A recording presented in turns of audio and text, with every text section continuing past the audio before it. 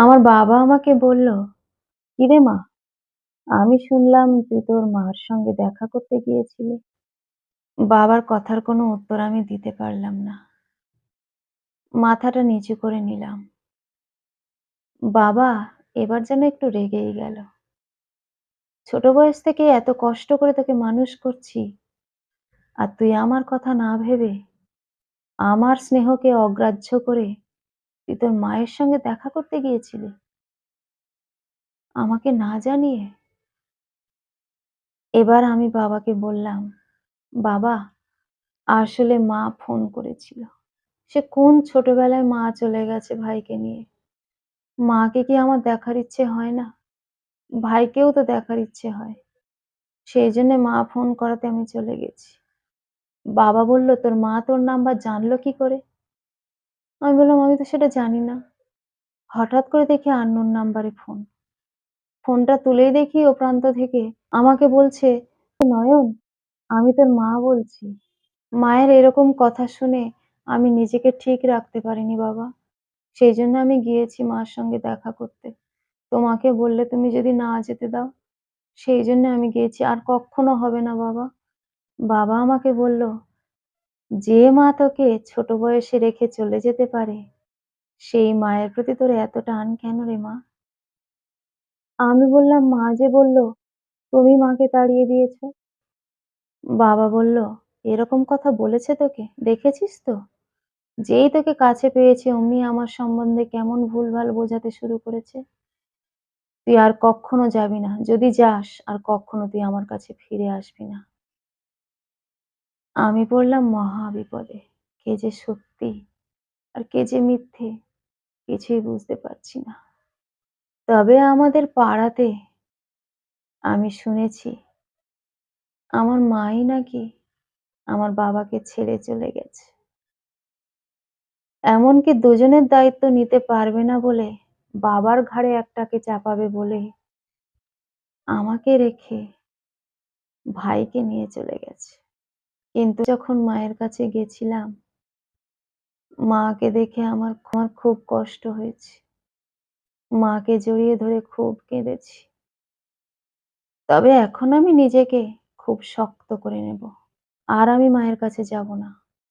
কারণ এটা তো সত্যি। মা তো পারলে আমাদের দুজনকেই নিয়ে যেতে পারত। বাবা যদি এতই খারাপ, তাহলে বাবার কাছে কেন আমাকে ফেলে রেখে চলে গেল? আর আমার বাবা যদি সত্যিই খারাপ হবে, মা চলে যাওয়ার পর তো বাবা তাহলে আবারও বিয়ে করতে পারত। কিন্তু বাবা তো সেটা করেনি। বাবা তো আমাকে মানুষ করার জন্য দ্বিতীয়বার বিয়ের কথা ভাবেনি।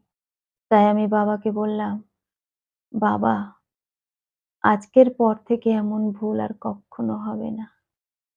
মা যদি আমাকে ফোন করে, আমি ধরব না। যদি বারবার বিরক্ত করে, তাহলে আমি সেই নাম্বার ব্লক করে দেব। তবে আরেকটা কথা বাবা, যেটা আমি গিয়ে দেখলাম, মা আবার বিয়ে করেছে জানো বাবা। সেই লোকটা আবার মামার বাড়িতেই থাকে। দিদিমা তো তোমার সম্বন্ধে অনেক খারাপ খারাপ কথা বলতে লাগলো আমার কাছে। অবশ্য আমি সেটা মেনে নিইনি। দিদিমার মুখের উপর আমিও বলে দিয়েছি, আমার বাবা আমাকে খুব ভালোবাসে।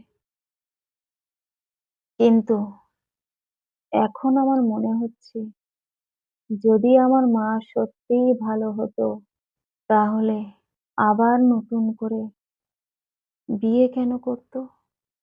আমার ছোট্ট মনে এই প্রশ্নটা জেগেছিল। তাই বাবাকে বললাম। বাবা বলল, "না, না, ভালো খারাপ ওসব দিয়ে বিচার করা যায় না রে মা। আমার সংসারে তোর মায়ের ভালো লাগেনি, তাই চলে গেছে। কিন্তু দুটো সন্তানের মধ্যে একজনকে নিয়ে গেছে আর একজনকে ফেলে রেখে গেছে।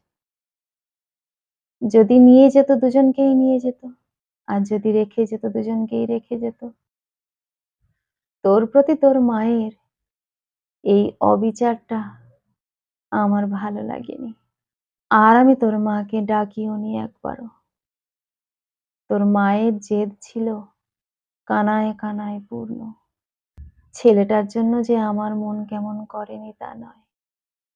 তোর দাদুর কাছে বহুবার ফোন করে তোর ভাইয়ের কথা জিজ্ঞেস করতাম।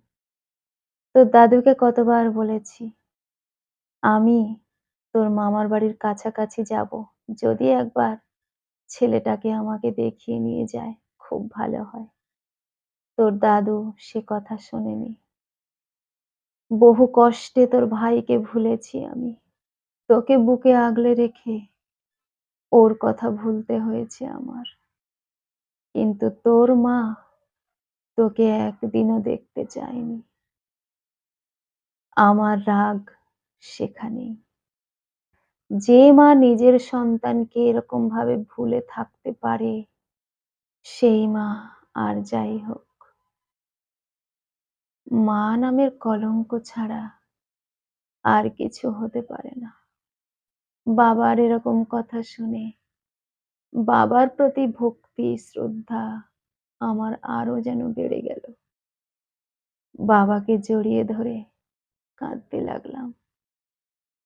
বললাম, "বাবা, আমার অনেক বড় ভুল হয়ে গেছে। আমি আর কক্ষনো অমন পাষাণ মায়ের সঙ্গে দেখা করতে যাব না বাবা। এই আমি তোমাকে কথা দিলাম।" কলমে ও কণ্ঠে সোমা।